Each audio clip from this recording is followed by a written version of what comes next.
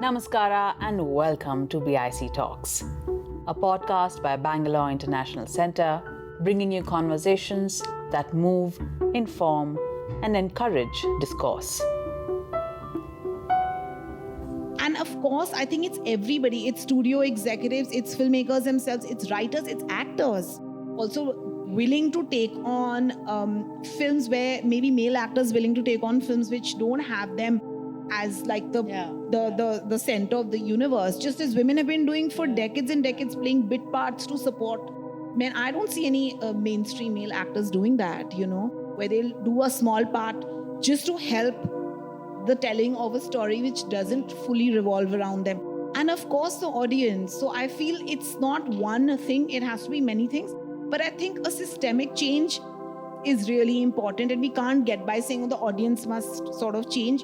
The audience also responds to the money that's being put in terms of marketing, promotions, what perception is being built.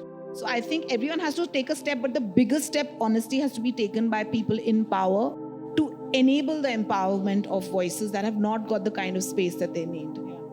With the coming of age of independent cinema and an increasing number of stories portraying lives across the spectrum in India, the focus has shifted from the protagonist, the star, to the maker and the writer. In this episode of BIC Talks, filmmaker Alankrita Srivastava speaks to radio presenter and film critic Stutee Ghosh about the business of filmmaking while being a woman. This session was originally part of the Bangalore Literature Festival 2022. And now, over to Stutee. Welcome to this very special session. I want to thank the Bangalore Literature Festival for getting me to do this, because Alankrita Srivastava, we all know she is a fabulous filmmaker, screenwriter. Her work is something we all admire. It's thought-provoking. It leads to conversations, which is great. But she's also a dear friend.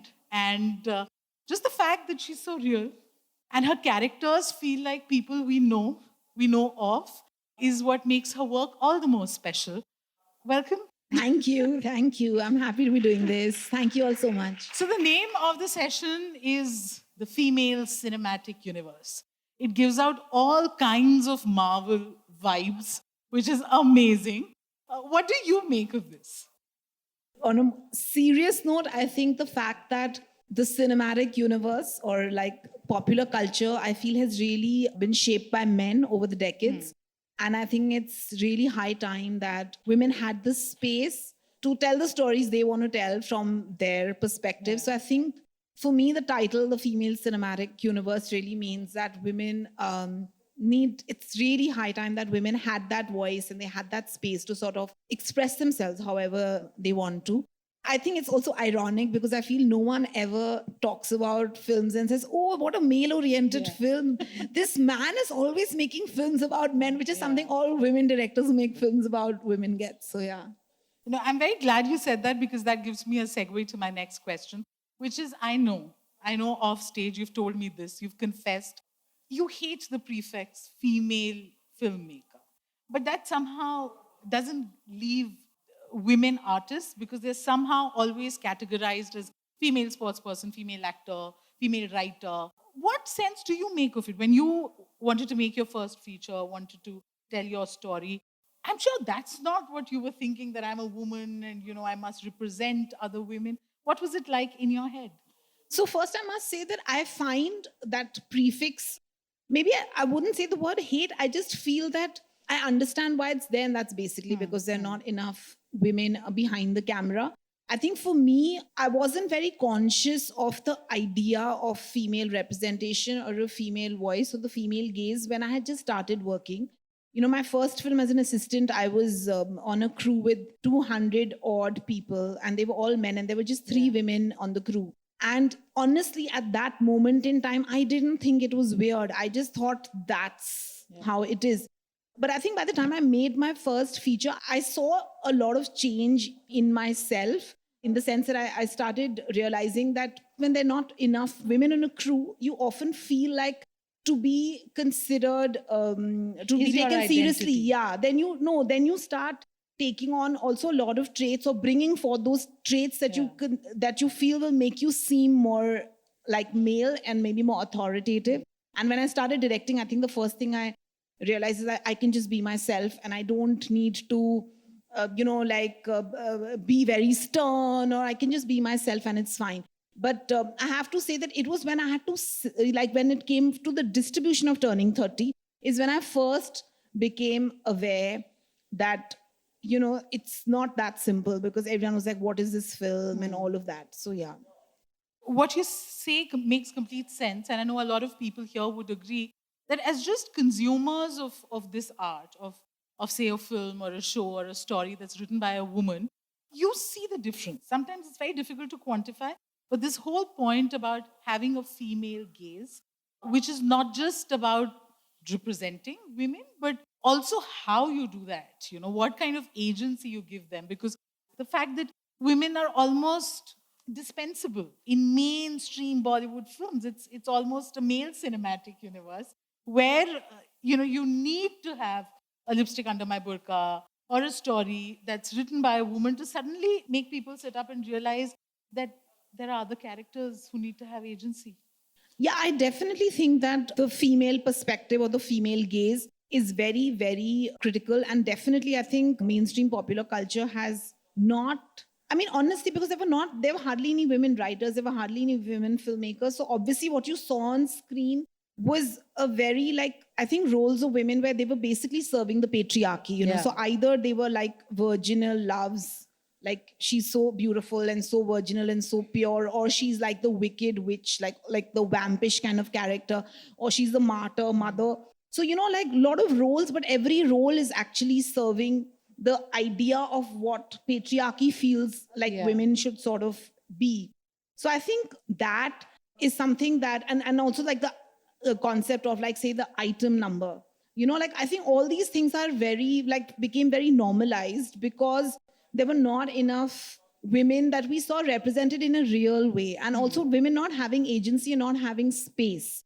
So I think that it's only when there are more women behind the camera that we'll actually start seeing that difference, which is not to say that all women filmmakers should make films about women, but just that lived experience, is a very important aspect to sort of use in the telling of stories and in popular culture. And I think that we've been silenced for too long. And I think it's, so therefore you see the difference, and even very often, you can see a woman filmmaker might make a film about not necessarily a female protagonist, and yet you can feel there is something very beautiful and sensitive about that gaze. And it's just that we've never had the chance. So I think now things are becoming better, but definitely I feel like the female gaze, and it operates in many ways. How much space do you give to your female character? How are you looking at, how does the camera look at the woman? Are you just showing body parts randomly without any thought? How the camera pans and are you giving space for to see how she's feeling in any scene, even if the scene is not about her? Or are you just using her in a wide shot and not really doing her closes? So a lot of things like that. Is she speaking? How are you so I think many sort of things come into play, and they affect the audience. And I think even as an audience, we have been very used to watching films with a very male gaze, which is why we've not been questioning it. So I think it just goes down to the person who's making it, how they're viewing it, how it's being filmed, how the actors are performing, and finally how it's being received, and then also how it's being critiqued. So the entire cycle actually has been very much been driven, by a very patriarchal gaze. The other thing which I find very interesting in your work particularly, and I'm going to take examples because that kind of livens up the conversation always. The fact that Pooja Bhatt or Sarika or Konkana, these are women, supremely talented women that for some reason Bollywood just can't see. Either you're on the wrong side of 40 or 50, or you don't look a particular way. But to tell stories about women like this who we see all around, who exist, who have strands of grey hair, who have wrinkles, who have desire, that's so difficult for the society to even comprehend. Libido, women, age, how come? Why writing these? Did you think you were doing something that was very transgressive? No, I didn't ever feel, and I don't feel actually that I'm ever doing anything very transgressive. I always feel what I'm doing is very instinctive and very organic. But I think, this question is kind of connected to the female gaze. I think because I have a consciously female gaze, I don't feel like women don't have something to say post 35, or that women who are in their 60s or 50s or 40s don't have stories to tell and are not interesting. In fact, I feel like they have lived a life, and their life, there is so much to mine in terms of their internal landscape, what they have gone through, everything that they carry. And I feel it's very exciting and it's very interesting, and it doesn't get explored enough. So I find it very instinctive. I never feel like, oh, now let me tell a story about somebody who's older. I just find these women interesting, and I find these kind of stories interesting. I feel these characters are very rich, and there's so much to sort of enjoy about them, and they are not those unidimensional people. And I think it again comes down to this idea that we're so used to seeing women in this very, like, once she's 35, she'll be like a bhabi, which is basically like whatever, the sister-in-law, she'll be the mother, but she won't devoted or whatever. But she's not going to have a life of her own, ambition of her own, contradictions of her own, complications of her own. But I think women are equally full-bodied, and they have lives, and their lives continue right till the time that they die. So obviously there are things going on, and it's not what you see on the surface. It's not like just because, women are meant to only be like mothers. It's not that they're just meant to be that. There's so much else going on. So I find it very interesting to sort of explore that, and it comes very naturally to me. So I don't feel like I have to be like, oh, now I must do this. I just feel like it's interesting and it's exciting.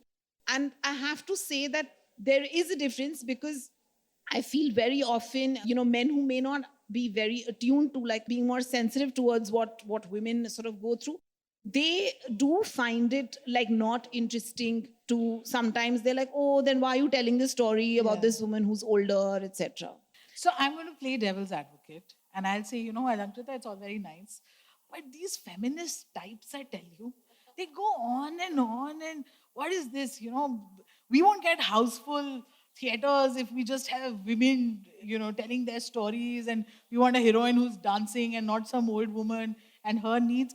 How do you respond to that? Because I'm sure that's also an aspect that you have to deal with. That, fine, I've written this character and I believe in it and it's very instinctive, like you said. But how do you deal with people who still feel that opening kaise ho? So it's very interesting that you've brought this up, because it's something that I've been thinking about a lot over the last few years, because very often when you're trying to get funding for a film where you're not going to cast some very supposedly saleable stars, even if your film is, about women, and the constant sort of refrain is that, oh, this film is not saleable, it won't open, etc. I think what we don't look at is what has made certain kinds of films seem more saleable. And it is exactly this, that for decades and decades, all the money has been put into a certain kind of cinema where the male hero, upper caste, cisgender person is at the center of the universe. And all money in terms of production, marketing, distribution, all efforts have been, and even in terms of tuning the audience into wanting those kind of stories which are led by the male hero, that has become like the norm, and that is how it has been for decades and decades. So this is a system that exists, and that is how it is, whether you have to get shows for your films, you have to get distribution, etc. And everyone's like, no, the audience only wants a film with a big male hero. But this is not a system that just is there. It has been created, and it has been consciously created to serve the patriarchy. And therefore, I feel like now start finding very hollow when people turn around and say, oh, but like, these alternative films with these very real type female characters, they shouldn't get that kind of budget, or they shouldn't be made because nobody goes to watch them.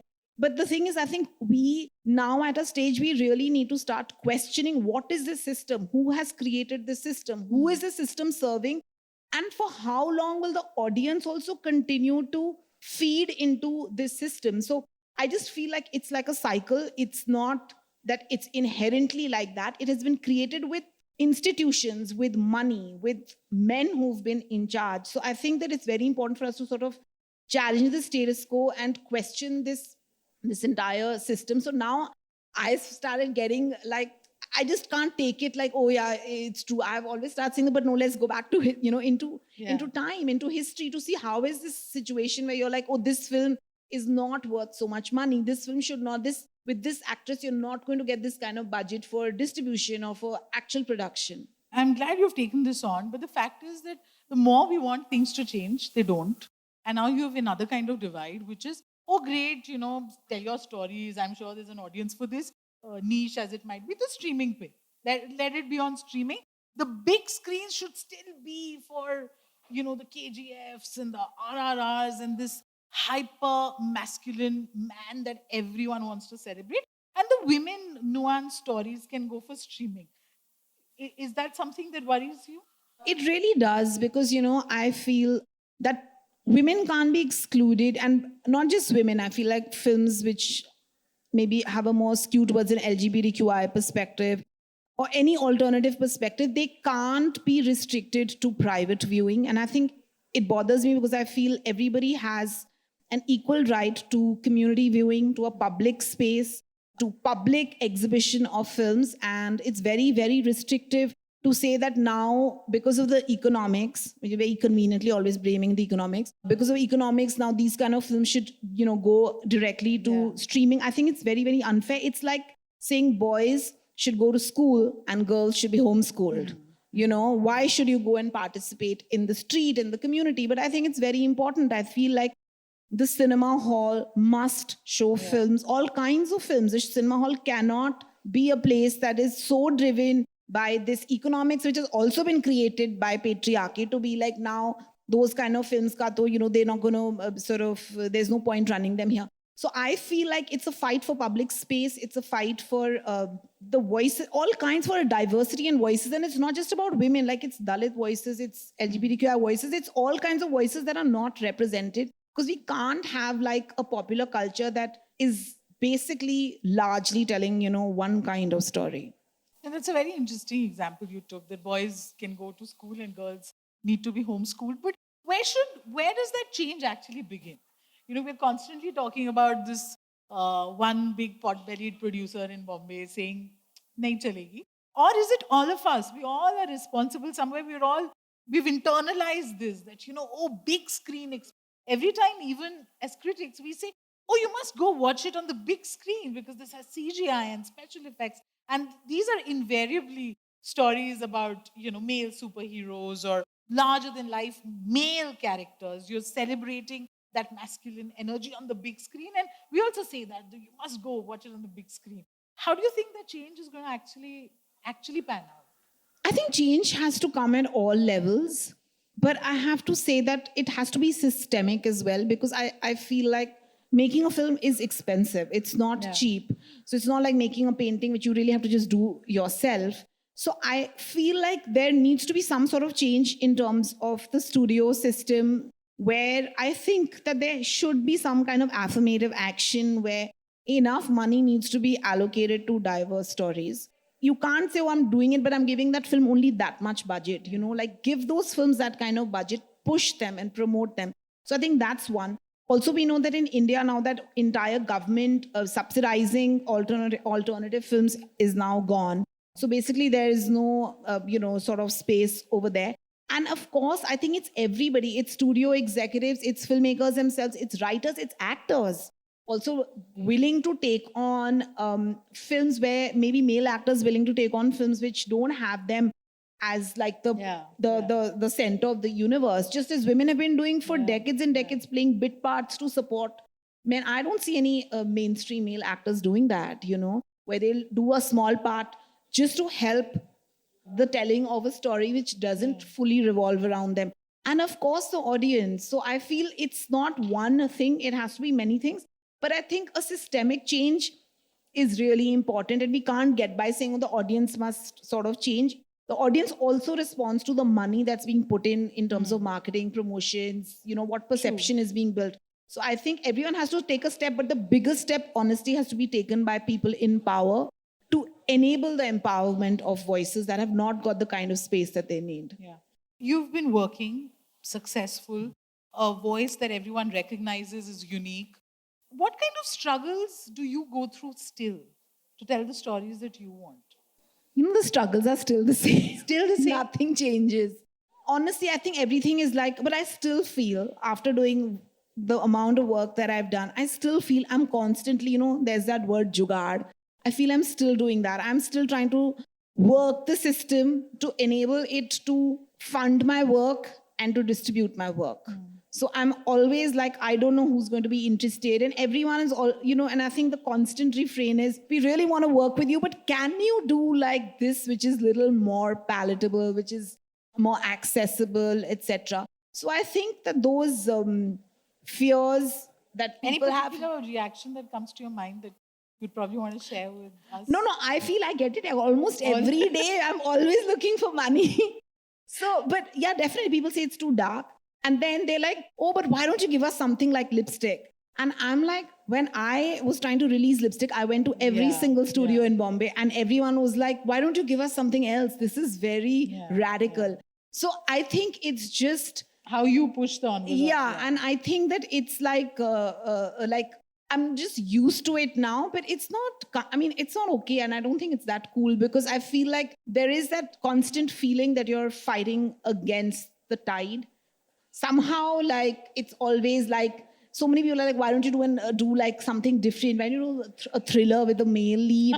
Those kind of things. So, like, I feel like that conversation hasn't moved further. And I think the only thing is people are like, we'll do anything with you, but just maybe not the exact project for which you're, for which you want funding. It's better, but it's really marginally better. Okay, how would you rate women writers, women directors, create male characters? What do you think about that? I think they do a great job. I feel like if you see, very full-bodied and very, and also like I think a critical look at masculinity because it's not just the women who suffer. I feel under the darkness of patriarchy. It's even men because even they are boxed into roles that they may want to break out of those boxes. So I feel everybody actually suffers. It's an unequal society, and the amount of pressure I think that even like men have to suffer from is quite a lot. So I think there's also that going on. There's a lot of churning there as well. So I think women have a very interesting sort of eye on male characters. I think, whether it's Konkona and Death in the Gunj, the way she's looked at masculinity, or how Zoya looks at, her male characters, it's very interesting. So I do feel that it's not just that when there are more women behind the camera, it's only the landscape of the female characters that will change. I think it's the form of storytelling. There's so much more that will change. We don't even know because right now that diversity doesn't sort of exist. But just how you look at life, how you it's a different prism through which you're looking at things. But the narrative is definitely more inclusive of different voices. What a powerful note to end this on. But thank you so much. You've been a wonderful audience. And the one takeaway from this session is that we need our narratives to be more inclusive. And she, as a writer, filmmaker, is doing that. As film critiques, we nudge you towards those, but it's at the end of the day the audiences who need to choose those stories, those shows, see and let that conversation flow. Thank you. Thank you. Thank you for staying on for the full conversation. If you liked what you heard, please share it with family and friends. You can also leave us a review on iTunes or Apple Podcasts. The crew that makes these podcasts possible are Gaurav Krishna and Ishan Gupta on sound supervision and production, with support from S. Sarvanaraj and Raghavendra Tenkaila. Artwork and design is by Chandani Venkataraman of Crisscross Design Studios. Don't forget to subscribe to our channel on your favorite podcast platform. It can also be accessed on our website, bangaloreinternationalcentre.org. Do follow us on Instagram, Facebook, and Twitter to get regular updates on our programming. This is Lekha Naidu signing off on behalf of everyone at BIC.